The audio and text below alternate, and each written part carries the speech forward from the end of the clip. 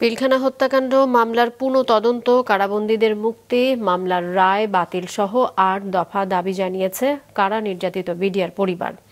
সকালে রাজধানীর জাতীয় প্রেসক্লাবে সংবাদ সম্মেলনে নির্যাতিত পরিবারের সদস্যরা বলেন, ফ্যাসিস্ট সরকার শেখ হাসিনার নিজস্ব পরিকল্পনা বাস্তবায়নে এ হত্যাকাণ্ড চালানো হয়।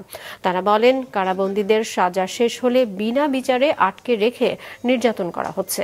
প্রকৃত দোষীদের শনাক্ত করে তাদের বিচারের দাবি জানিয়ে বক্তারা বলেন, ঢালাওভাবে আসামি করায় নির্দোষ ব্যক্তিরাও আসামি হয়েছেন।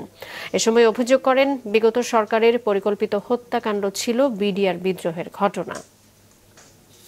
এই যে দুইটা মামলা করা হলো, প্রহসনমূলক মামলা, এই মামলা কেন এইভাবে নাটক সাজানো হলো? রিমান্ডের নামে প্রত্যেকটা বিডিআর সদস্যকে কিভাবে নির্যাতন করা হয়েছে আপনারা কল্পনা করতে পারবেন না।